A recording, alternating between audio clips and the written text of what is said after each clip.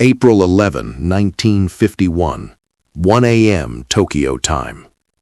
In a quiet residence inside the American occupation headquarters, a 71-year-old general slept peacefully.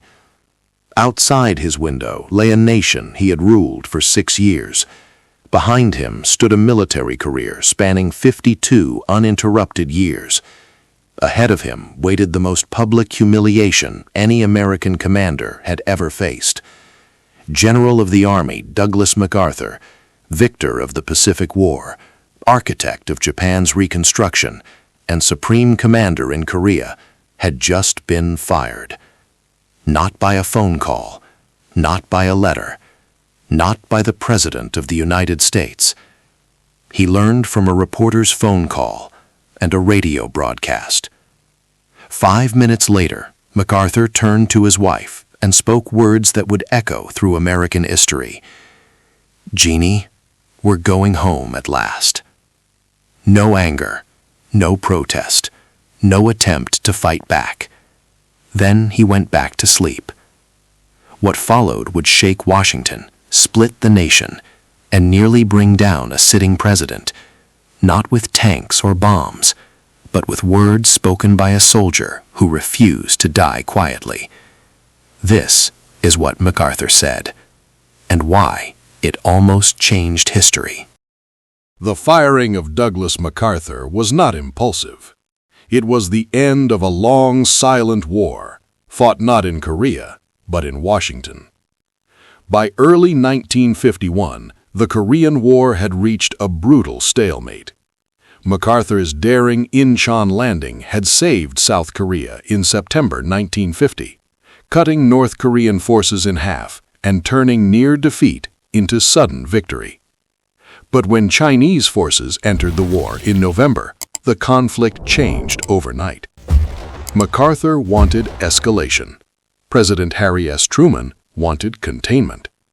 MacArthur publicly challenged White House policy, issuing statements, letters, and proposals that contradicted official U.S. strategy. Most dangerously, he suggested expanding the war into China, even hinting at nuclear options. To Truman, this was insubordination. To MacArthur, it was unfinished war. On April 11, 1951, Truman made his decision. Without warning MacArthur directly, without consulting Congress, without allowing a final defense, the president signed the order removing him from all commands. It was delivered quietly to the Pentagon. And then, disastrously, it leaked. MacArthur did not hear it from Truman. He did not hear it from the Joint Chiefs. He heard it from a journalist. Shortly after midnight, a reporter's phone rang inside MacArthur's Tokyo residence. The general was told the news was already on the air. America had fired its most famous soldier. For a man known for towering ego and theatrical flair, his response was shockingly calm. MacArthur said nothing publicly. He did not issue a rebuttal. He did not call Washington. Instead, he turned to his wife, Jean MacArthur, known simply as Jeannie, and said, "We're going home at last." It was not resignation. It was acceptance. But beneath that calm lay something more dangerous than anger, moral certainty. MacArthur believed history would vindicate him, and he intended to let the American people decide. Washington expected silence. America delivered something else. When MacArthur returned home, he was not disgraced. He was celebrated. Crowds lined the streets. Veterans saluted. Cities erupted in applause. To millions of Americans, this was not an insubordinate general. This was the man who had promised, "I shall return," and did. The political danger became immediate. Truman's approval collapsed. Congress demanded answers, and MacArthur was summoned to testify. What he would say there, slowly, deliberately, without shouting, would leave hardened lawmakers in tears and embed one sentence permanently into American memory. But before that moment, MacArthur prepared his words, and the most powerful speech of his life was still ahead. The conflict between Truman and MacArthur did not begin in Korea. It surfaced years earlier in the Pacific.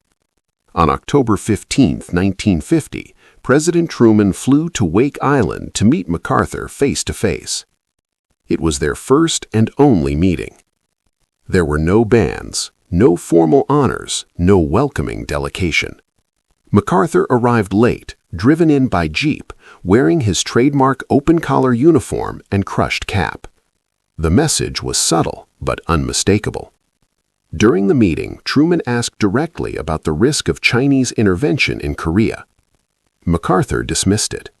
He told the president that China would not enter the war in force, and if it did, it would suffer the greatest slaughter in history. Within weeks, hundreds of thousands of Chinese troops crossed the Yalu River. Washington remembered that moment. Wake Island became proof not just of disagreement, but of misjudgment, and it weighed heavily when Truman finally signed the order. After Wake Island, the war widened, but MacArthur's patience narrowed. By early 1951, Chinese forces had pushed UN troops south again. MacArthur believed the war could not be won under restrictions imposed from Washington. He wanted authority to strike Chinese supply bases north of the Yalu River. He wanted naval blockades along the Chinese coast. He wanted nationalist Chinese forces from Taiwan involved. Above all, he rejected the idea of a limited war. To Truman and the Joint Chiefs, especially General Omar Bradley, this was reckless. Bradley warned that expanding the conflict risked a third world war with the Soviet Union. MacArthur disagreed. To him, Korea was not a sideshow. It was the front line of global communism. And when his private warnings failed, MacArthur did something no serving American commander was allowed to do. He took the argument public. The breaking point came not on the battlefield, but on paper. In March 1951, MacArthur wrote a letter to Congressman Joseph Martin, the Republican House Minority Leader. In it, he openly criticized the administration's strategy and warned against negotiating with communism. Martin read the letter aloud on the House floor. For Truman, this was no longer disagreement, it was defiance. Civilian control of the military, a cornerstone of American democracy, had been challenged in public. The Joint Chiefs now unanimously supported MacArthur's removal, not because he had failed militarily, but because he had refused to obey political authority. At 1 a.m. Tokyo time on April 11, the order went into effect. By sunrise, the most powerful general in the world was unemployed. Truman expected criticism. He did not expect an uprising. MacArthur's dismissal ignited a political firestorm. Polls showed overwhelming public support for the general. Mail flooded Congress, demanding Truman's resignation. Veterans groups rallied. Newspapers framed it as betrayal. Behind closed doors, the White House feared something unprecedented. That a fired general, without calling for revolt, without issuing threats, could topple a presidency by speaking calmly and letting Americans decide. MacArthur said nothing. Not yet. He was saving his words for Congress.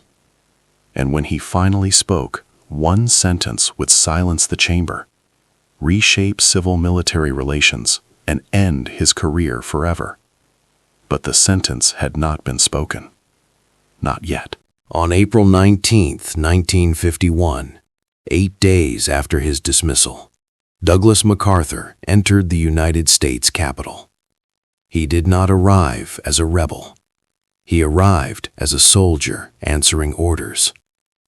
Wearing his full military uniform, the 5-star rank visible on his shoulders, MacArthur walked slowly into the joint session of Congress. Lawmakers stood. Applause filled the chamber. Many had never witnessed such a response for a military commander. MacArthur waited. He did not acknowledge the cheers. He did not smile.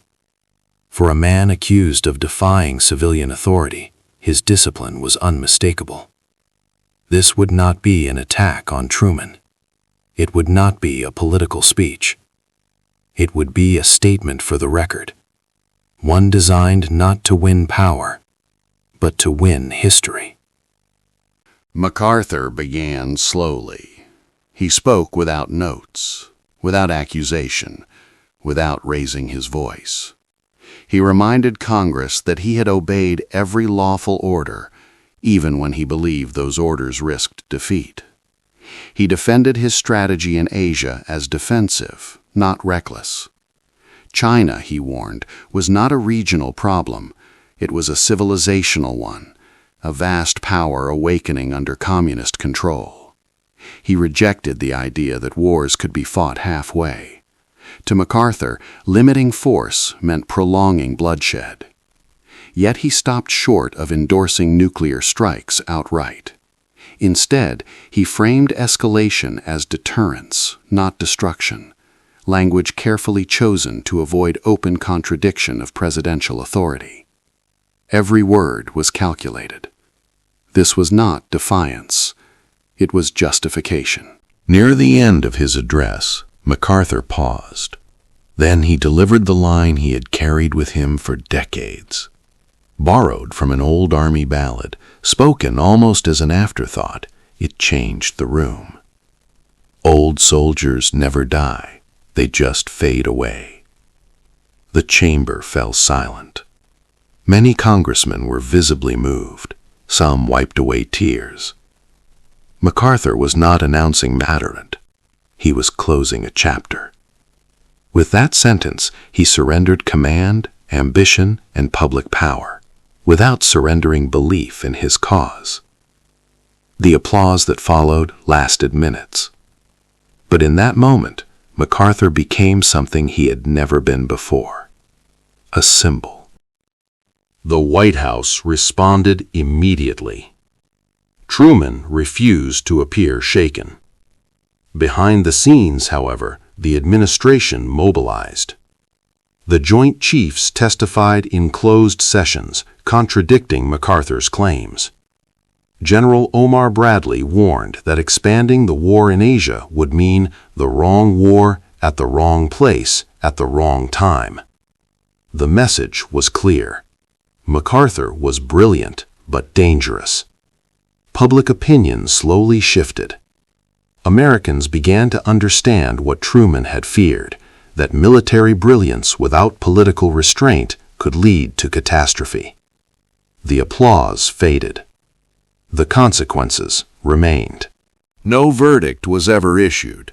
MacArthur returned to private life. Truman finished his term deeply unpopular. Korea remained divided. China remained communist. History did not choose sides. Instead, it preserved the argument. Was MacArthur a visionary ahead of his time, or a commander unwilling to accept civilian control? Was Truman weak, or the man who prevented a wider war? The answers depend on when and where one stands. But on April 19, 1951, one thing was undeniable. A general lost his command. A president risked his office. And America learned, painfully, that even its greatest soldiers must obey civilian rule. After MacArthur's removal, the Korean War changed character. The front stabilized near the 38th parallel. Major offensives ended. The war became one of attrition. Patrols, artillery duels, negotiations dragged on for 2 years. To MacArthur's supporters, this proved his point. The war was not won, only frozen.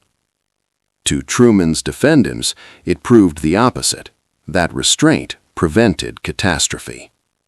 By 1951, the Soviet Union possessed atomic weapons. A widened Asian war risked escalation beyond control. Korea became the first major test of America's new doctrine, limited war under nuclear shadow. It would not be the last. MacArthur had fought World War II to unconditional surrender. The Cold War would not allow that kind of victory again. MacArthur warned that China was the central strategic problem of the future. In 1951, that claim seemed exaggerated. China was exhausted from civil war. Its industry was primitive. Its navy and air force were weak. Yet the Korean War hardened the Chinese communist regime. It secured borders. It legitimized Mao internationally. It forced Beijing into permanent alignment with Moscow. Rather than collapse, China consolidated. Decades later, as China emerged as a global power, MacArthur's warnings were revisited, not as prophecy, but as early recognition. He had not foreseen modern China, but he had seen its scale. The question history still asks is not whether MacArthur understood China's potential, but whether confronting it militarily in 1951 would have destroyed that future or accelerated disaster. The MacArthur-Truman confrontation did not end in Korea. It echoed in Vietnam. American leaders carried the lesson of Korea forward. Avoid total war. Avoid China. Avoid nuclear escalation. Yet in Vietnam, those limits produced a familiar pattern: gradual escalation without decisive victory. Some policymakers wondered whether MacArthur's philosophy, overwhelming force, early decision, might have prevented prolonged conflict. Others believed Korea proved the opposite, that restraint, even when frustrating, was survival. By the time Vietnam ended, millions had died, without victory, without clarity. MacArthur was never asked to command again, but his arguments about limited war, political restraint, and military frustration shaped every conflict that followed. Douglas MacArthur died in 1964. He never admitted error. He never recanted his beliefs. In Japan, he is remembered as a builder. In the Philippines, as a liberator. In Korea, as a savior and a warning. Harry Truman left office unpopular, but history softened its judgment. Civilian control of the military endured. The United States avoided direct war with China and the Soviet Union. MacArthur's firing remains controversial, not because one man was right and the other wrong, but because both understood different dangers. MacArthur feared defeat. Truman feared annihilation. Between them lies the unresolved question of American power in the nuclear age, and it has never stopped being asked. The firing of Douglas MacArthur clarified a rule older than the Republic itself. In the United States, generals do not decide national policy, even victorious generals. Truman understood that removing MacArthur would damage him politically, and it did. But allowing a field commander to publicly challenge elected authority would have damaged something more enduring.